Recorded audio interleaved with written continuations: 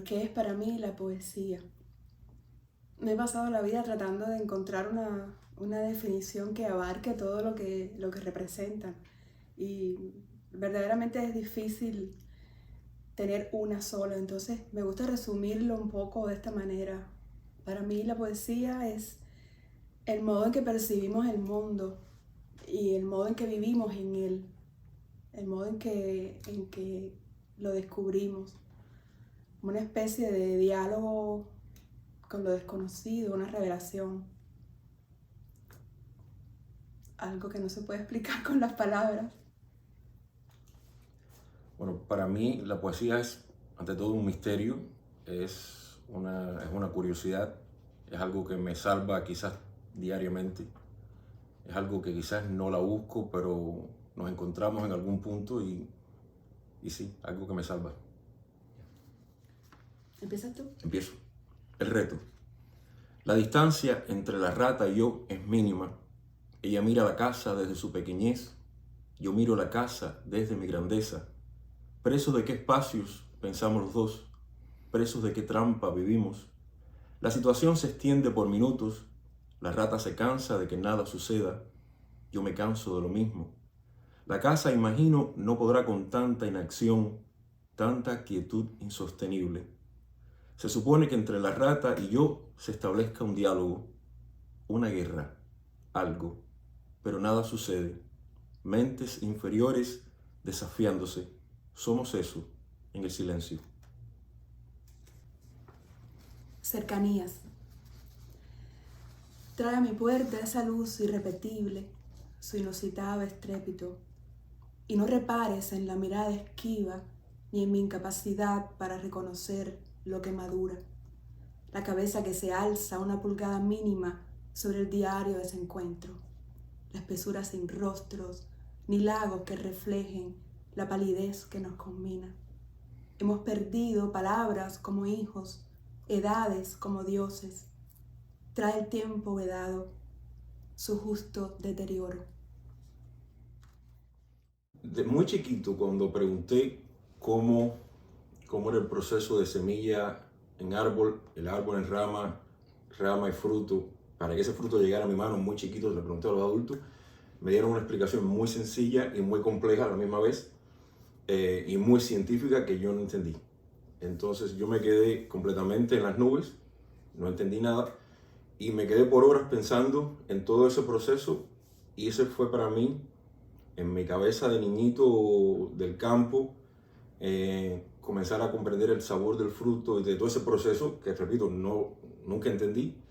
Para mí fue como llegó la poesía a mi vida, de esa manera, digamos, con un sabor, con un fruto que yo no había comprendido de dónde salía, que para mí era un proceso misterioso y mágico, y creo que esa era la poesía, así llegó, me imagino.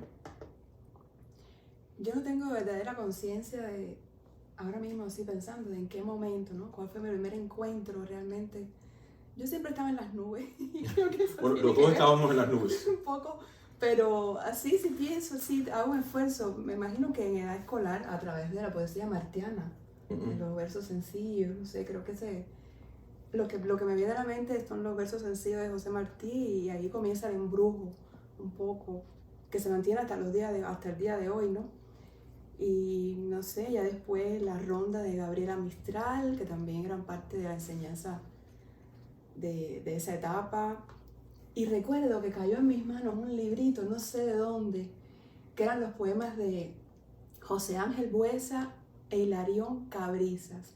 Poemas para llorar, porque eran poemas de amor y desamor, pero creo que ese fue mi primer encuentro como después del primero, ¿no? Con Martí, el otro encuentro que sí recuerdo muy vivo, ¿no? Que es la poesía que se lee mayormente a esa edad, ¿no? Ese tipo de poesía. No sé cómo empezó, lo que sí sé es que yo no le he soltado a partir de ese momento. A mí fue con los animalitos, con los escarabajos, con las hormiguitas, con los pajaritos, el crecimiento de la hierba, cosas así. Yo creo que ya era una poesía menos procesada y quizás menos poesía, pero esa curiosidad, yo vengo del campo, yo soy de Pinar del Río, y ese descubrimiento mío con los sonidos, la lluvia cayendo, para mí, así comenzó la poesía.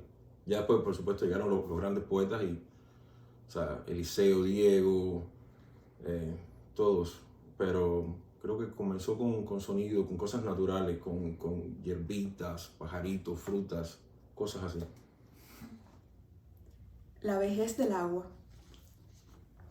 Tú conoces del agua emposada en la roca, del rostro que se pierde en la hendidura. Ves arder a lo lejos la línea que te ciega y al sol hundirse, como un acto de gloria, se ha llenado tu casa de espejismos. Eres tu propio barco, tu velamen, el hijo enfermo que teme a la intemperie, y golpeas contra la piedra al pez que nada sabe, nada dice. Trigal. Un trigal en el norte, no espero más. Que el color estalle y yo quiera escribir un poema de amor. Que afuera los árboles empujen un poco más al cielo con sus puntas. Que yo diga, esta es tu mano, tu lengua, tu cuerpo. Que todo sea sencillo, como lanzar una piedra al agua. Tributo. Mi cabeza es un madero en las aguas del Ganges, que al golpe de la orilla rectifica su rumbo. Como los escombros, como las ratas que huyen del fuego, se sube a la corriente. Como las almas que serán purificadas, se sumerge. Lleva encima guirnaldas, promesas lanzadas por los hombres, el rumor de las huestes que irrumpen el cauce. Mi cabeza es una ofrenda que ha navegado bajo puentes innombrables. Es una lámpara de aceite, camino a Benarés. Discurso antiguo. Yo, Tales de Mileto, que he visto la belleza reflejada en el agua, en la forma de un rostro, no quiero ser juzgado por algo imperceptible. Yo, uno de los 7 sabios de Grecia, que confirmé la fecha del eclipse y el uso de los símbolos geométricos, que he mirado mi sombra arrastrarse en silencio por la arena de Egipto. Yo, que también he dicho que en todo están los dioses, he quemado los libros que los nombran. Yo, Tales de Mileto, mirando como el agua al tocarme me olvida, sufro el dolor y el miedo hasta mis sueños. Yo empecé a escribir poesía muy temprano, a muy pequeña edad, o por lo menos lo que para mí era poesía en ese momento, ¿no? Empecé a versificar y a hacer pequeños versos cortos que generalmente dedicaba a mi madre, a mi padre, a la familia, a los amigos. Y recuerdo que hacía yo misma mis postales, porque también siempre fui muy inclinada a otras artes, al dibujo, a la fotografía, y hacía mis dibujitos y mis postales y en ella escribía estos versos, si se le puede llamar versos a eso que yo escribía de niña. Y yo creo que como nací en un hogar que no era un hogar de artistas, ¿no? Donde el arte era algo común en la casa, con diferencia de otros poetas y escritores que tenían padres fotógrafos o pintores, músicos. Era toda una novedad en el núcleo de mi familia que yo estuviera escribiendo poesía, cuando no había nadie que me hubiese enseñado o del que yo hubiera aprendido, ¿no? Entonces se convirtió en ese espacio íntimo donde yo podía expresar lo inexpresable, donde yo podía, no sé, reflejar todas mis inquietudes, todas mis preguntas, ¿no? Mi paso por el universo que empezaba ya a tener tantas interrogantes. Y eso fue eso. Así empecé. Bueno, comencé a escribir poesía después de pasarme horas mirando un cuadro de Van Gogh, una habitación en Arles. En el cuadro hay una silla, en algún momento que no tiene el protagonismo en el cuadro, y de mirar tanto la silla escribí mi primer soneto que se llama Una silla. Y por ahí fue. ¿Y el por qué? Porque de alguna manera tenía que explicarme una noche de adolescencia apurada, oscura, intensa, y mi forma de ganarle a esa noche era escribir ese soneto. Atardecer en Pfeiffer Beach. En el boleto hacia el ocaso, una intención, el recreo de una vida en busca de artificios para reconstruir ese suelo perdido, esa tabla torcida a la sombra de una sombra pasajera. Soy de dónde, de cuándo. Mi pasado se enreda bajo todos los mares como una lengua vara, arrastrando los signos de su insularidad. Y sin embargo aquí, frente a la brevedad de lo que salva, junto a los vagabundos de la tierra, podría encender el fuego, reflejarme en la bruma. El poema de Durell. Era el poema de Durell y no era el poema de Durell. Y los campos florecían bajo la lluvia de otoño. En el patio un pájaro tocaba la muerte con su pico. Yo me desnudaba. Hubo cuerpos sagrados como lámparas. En la quietud del aire, en el olor de esos cuerpos al besarse, sentía la felicidad. El poema llegaba después. Las palabras, el sonido que acompaña las palabras, llegaba después. A los pies de la secuoya, en su tez enrojecida, el resuelto empinarse, hay una voluntad que me intimida. Más allá de su pequeña corona, imagino otro sol iluminando y pienso en la raíz, como en un acertijo, la no urgencia de escapar, desenredarse, como quien nada teme, recostada a su fuerza, varada en la memoria, al peso de sus pies sobre la tierra. El vaso griego. Luchaban en el vaso una guerra imposible. El vaso había resistido años de horror, de golpes. Él permanecía desnudo sobre su adversario. El adversario, quizás demasiado joven, mostraba también cierta desnudez. Peleaban como amantes, como enemigos, sin movilidad, sin declararse vencedor o vencido. Cerca de ellos, fuertes hombres con piernas de toro esperaban. Nosotros mirábamos el vaso, esa eternidad de la que nunca beberíamos. Camposanto. En el jardín del Padre encuentro al Hijo, atado a una verdad irreversible, devuelto a la tierra como el agua de un balde, la semilla y su flor hechas memoria. Y me retiene el canto de un pájaro agorero, la luz que allí se vuelve distinguida sobre el pasto reciente, sobre piedras que imitan la piedad. Me retiene el silencio iridiscente que salta en las lápidas como un niño feliz. Un gesto que detiene el siseo de la vida, su aguijón en mi carne.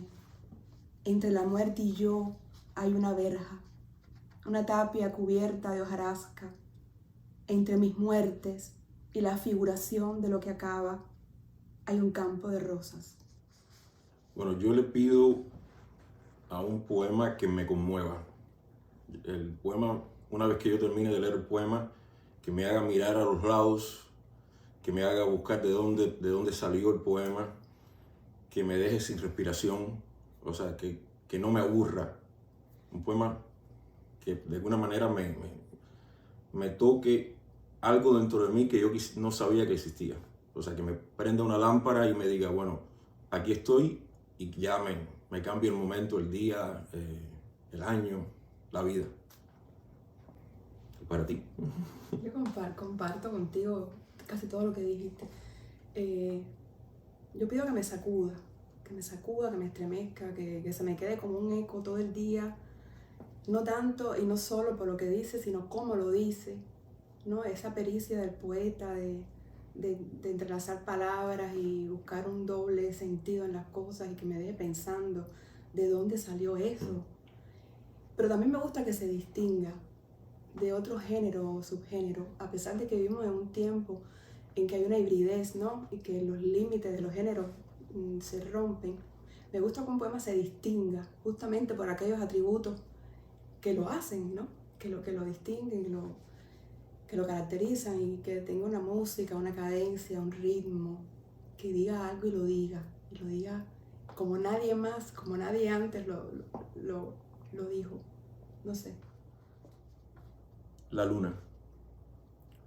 Yo he tocado en un sueño los rostros de la luna de Estambul que promete el fuego, la luna de Shakespeare, cambiante y eterna como todas las lunas, la luna que tocaron con asombro los ciegos tejedores del oriente, la luna cantada por las parcas, la luna que aparece en un grabado antiguo, la luna de Borges, que la ceguera vuelve de plata y sueño, la luna que abreva en espejos de formas espectrales, la luna primigenia que Roma y Cartago compartieron una noche, la luna que estuvo antes que el mar, antes que el sol, antes que la palabra luna, la luna griega que llaman Artemisa, la luna que los alquimistas persiguieron sin lograrla en los metales, la luna del tarot, que es un arcano del abismo, la luna de Galileo que niega la luna de Aristóteles, lisa como un cristal, la luna negra que una muchacha descubre en un templo azteca,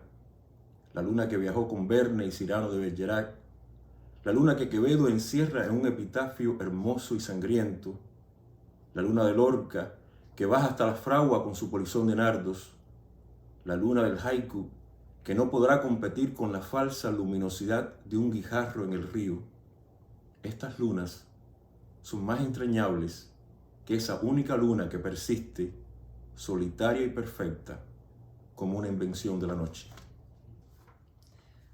Mira, yo no sé cuál es la utilidad de la poesía para el resto de los poetas y escritores. Yo te voy a decir para lo que a mí me sirve, ¿no? Y en este momento pienso en algo que dijo Alejandra Pizarnik, y es que escribir el poema es reparar la herida fundamental o la desgarradura. Y yo creo que hay algo de cierto en eso, ¿no? Cuando estás en el proceso de escritura hay un encuentro contigo mismo, en ese terreno donde se reflejan tus miedos, tus inquietudes, y hay que tener cierto valor, ¿no?, para permitirse ser en el poema. Pero también es algo que se revela en el transcurso de la escritura. A veces creemos que vamos a escribir sobre algo y terminamos escribiendo sobre otra cosa, o termina tomando un rumbo que el propio poema elige, ¿no? Y es muy, muy bonito esto porque ese proceso te enseña muchas cosas de ti que quizás no sabías antes de su escritura. Es una revelación. Para eso sirve, para tener esa revelación que te deja ver lo que no se ve, ¿no?, en otros momentos. ¿Para qué sirve la poesía? La poesía sirve para acompañarnos. En mi caso es una brújula. Yo diría que casi me lleva a todos los lugares donde yo quiero estar. Un tapiz donde el bosque se ilumina. Amanecer que siempre estás llegando, y llegando te quedas impasible, fijado por el tiempo que terrible oculta ya tus bestias murmurando. Saberte tan lejano como el sueño, hiere como la flecha que lanzada vuela fugaz, ansiosa en la soñada urdimbre del tapiz del entresueño. Y sin embargo nos quedamos viendo los altos pinos donde la penumbra niega la breve luz, la que no alumbra siquiera ya las cosas que van siendo. Todo está suspendido y muy distante en la tela, en el tiempo, en el instante.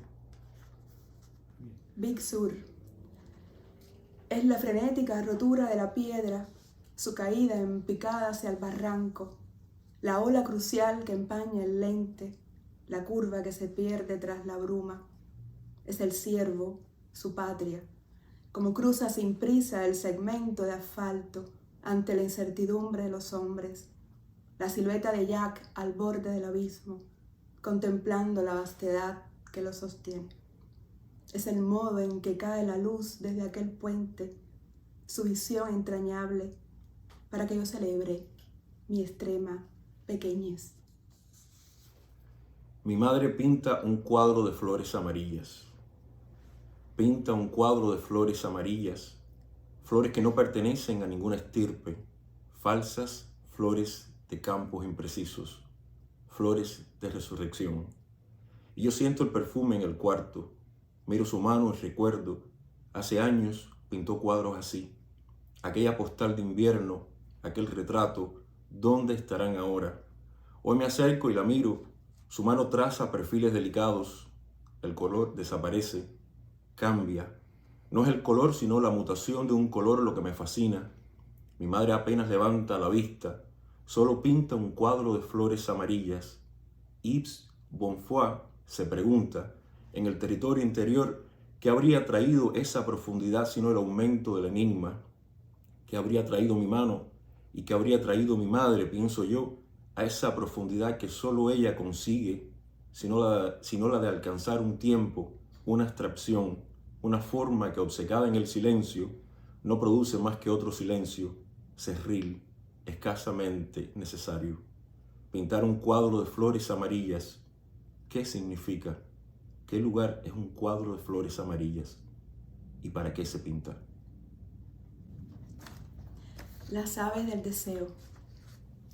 Yo que asumí la plaza del remero y que dejé caer mi cuerpo en su vacío, su armadura de lianas. Yo que hice de mi brazo su brazo y sostuve el temblor del que rompe contra el agua su avería. Sé lo que siente el que deja su casa y conduce a los suyos sobre el lomo de un dios transfigurado. Sé la palabra que pronuncia el ahogado en su sueño de agua, en su noche sin mar. Aquí traigo a los míos, aquí guardo con celo su añoranza de estrellas, la ingenuidad del hijo que persigue las aves del deseo. Aquí busco una sombra, la fe de una ladera que sostenga mi cuerpo, su extraña permanencia.